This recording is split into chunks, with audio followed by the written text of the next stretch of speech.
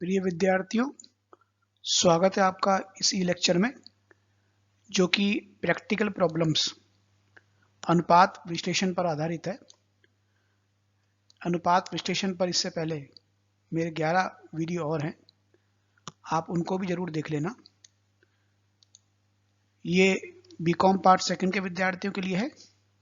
विषय का नाम है EFM second, elements of financial management, और मैं डॉक्टर मनु शरद पाठक, ईएफएम विभाग, SRLS government college Kaladera Jaipur, आप सभी विद्यार्थियों का पुनः हार्दिक स्वागत और अभिनंदन करता हूं। प्रैक्टिकल प्रॉब्लम्स जो कि अनुपात विश्लेषण पर आधारित है, इसमें हम जो आवर्त अनुपात है, एक्टिविटी रेशियो है, उससे संबंधित सवाल करेंगे। और इसमें मुख्य रूप से जो इन्वेंट्री टर्नओवर रेशियो है, जो कि स्टॉक के बारे में महत्वपूर्ण जानकारी प्रदान करता है, उसके आवर्त के बारे में डेटर्स टर्नओवर रेशियो है, टोटल एसेट टर्नओवर रेशियो है, फिक्स एसेट टर्नओवर रेशियो है, करंट एसेट टर्नओवर रेशियो है, नेट वर्थ टर्नओवर रेशियो है। इनका क्या फॉर्मूला है और ये किस प्रकार से निकाले जाते हैं, इससे संबंधित सवाल यहाँ पे लिया गया है।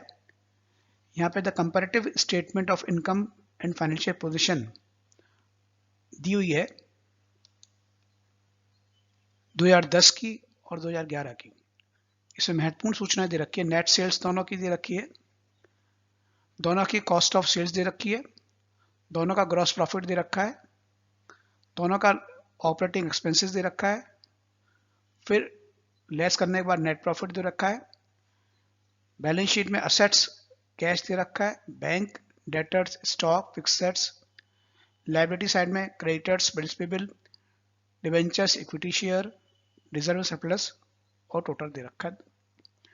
अब आपको इन्वेंट्री टर्नओवर रेशियो ज्ञात करना। सबसे पहले तो अगली साइड में अपन देखेंगे कि इन्वेंट्री टर्नओवर रेशियो का क्या फॉर्मूला है। जैसे आपको पता है, cost of goods sold upon average stock.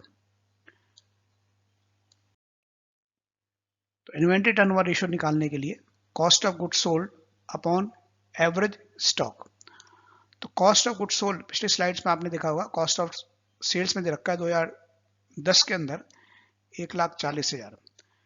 Average stock दे रखा है, वो बैलेंस शीट में स्टॉक दे रखा है 30,000। उसको इससे डिवाइड करेंगे तो 4.67 टाइम्स आएगा 2010 का इन्वेंट्री टर्नओवर रेशियो। इसी प्रकार से 2011 का निकालेंगे। 2011 में भी 2,20,000 दे रखा है अलग से cost of goods sold.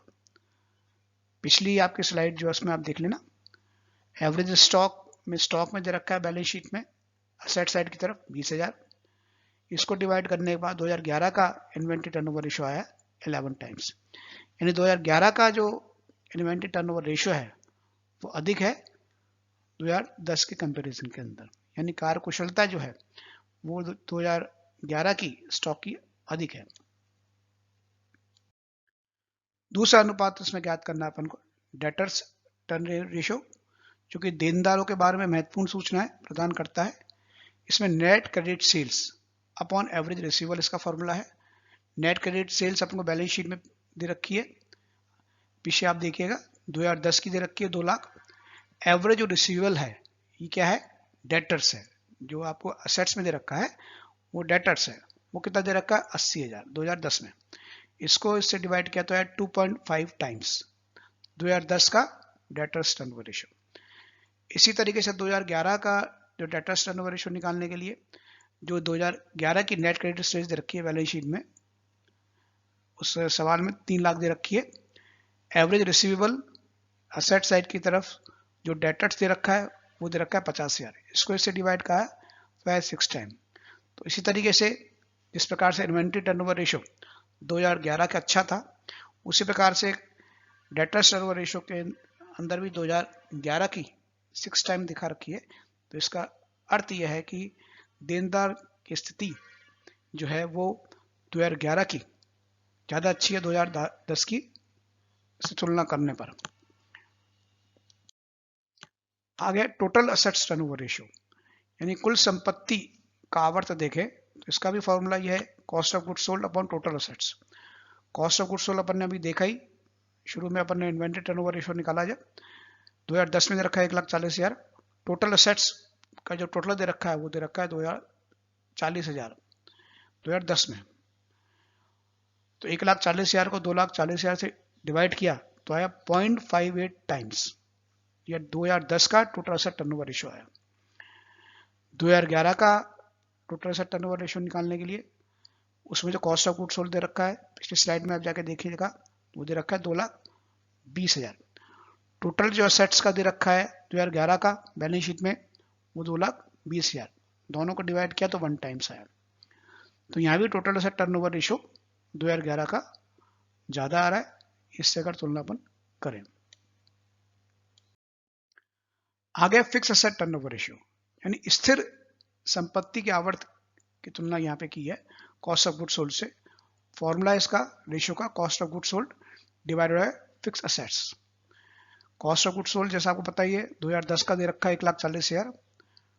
Fixed जो असेट्स है वो दे रखा है 1,12,000 बैलेंस शीट में। इसको डिवाइड किया आपने तो 1.25 टाइम्स आया ये। तो 2010 का जो फिक्स असेट टर्नओवर रेशियो है वो कितना है 1.25। अब 2011 का निकालने के लिए कॉस्ट ऑफ जो गुड्स सोल्ड है बैलेंस शीट में 2,20,000 दे रखा है, और जो स्टेटमेंट दे रखा है उसमें दे रखा है ये, और जो फिक्स असेट्स है वो आपको बैलेंस शीट में दे रखा है 1,23,000, डिवाइड किया 1.69 टाइम्स आया 2011 का। तो यहाँ पे भी जो स्थायी संपत्ति आवर्त है वो 2011 का अधिक है 2010 की अपेक्षा। आगे किया करंट असेट्स टर्नओवर रेशियो, यानी चालू संपत्ति का आवर्त क्या है। इसका फॉर्मूला भी वही है cost of goods sold upon current assets. अब 2010 में जो करंट असेट्स है उसमें अपन ने क्या क्या लिया, बैलेंस शीट में दे रखा है cash, bank, debtors, stock. Cash 10,000, bank 8,000, debtors 80,000, stock 30,000, सबको ऐड कर दिया तो आ गया 2010 का current assets 1,28,000। Cost of goods sold 1,40,000 अपन अभी निकाला ही है, पता ही है अपन को 2010 में। इसको डिवाइड किया करंट असेट्स से तो आया 1.09 टाइम्स 2010 का करंट असेट्स टर्नओवर रेशियो। 2011 का करंट असेट्स याद करने के लिए उसी प्रकार से बैलेंस शीट में आप देखिए 2011 की कैश दे रखा है 16,000, बैंक 4,000, डेटर्स 50,000, स्टॉक 20,000, सबको ऐड किया तो आ गया 90,000। अब 2011 का करंट असेट्स टर्नओवर रेशियो निकालने के लिए कॉस्ट ऑफ गुड्स सोल्ड 2,20,000 दे रखा है बैलेंस शीट में, ये ऐड किया अपन ने तो करंट असेट्स आया 90,000, डिवाइड किया तो 2.44 टाइम्स, यानी करंट असेट्स टर्नओवर रेशियो भी 2011 का अधिक है 2.44 टाइम्स। तो कार्यकुशलता जो है, क्रियाशीलता जो है वो चालू संपत्ति की भी 2011 में ज्यादा है 2010 की तुलना में। आगे नेट वर्थ टर्नओवर रेशियो, और नेट वर्थ टर्नओवर रेशियो निकालने के लिए फॉर्मूला क्या है cost of goods sold upon net worth. Net worth 2010 की अपन याद करने के लिए कैसे निकालेंगे, इक्विटी शेयर कैपिटल और रिजर्व एंड सरप्लस दोनों ऐड कर देंगे। 2010 में इक्विटी शेयर कैपिटल दे रखा है 1,20,000, रिजर्व एंड सरप्लस दे रखा है 24,000, दोनों को ऐड किया तो आया 1,44,000 नेटवर्थ 2010 का। कॉस्ट ऑफ गुड्स सोल्ड 1,40,000 है ही 2010 में, डिवाइड किया अपने नेटवर्थ से इसको 1,44,000 से तो आया 0.97 टाइम्स। 2011 में नेटवर्थ निकालने के लिए equity share capital balance sheet में देखिए आप दे रखा है 2011 की 1,40,000, रिजर्व एंड सरप्लस दे रखा है 14,000, दोनों को ऐड कर दिया तो आया 1,54,000।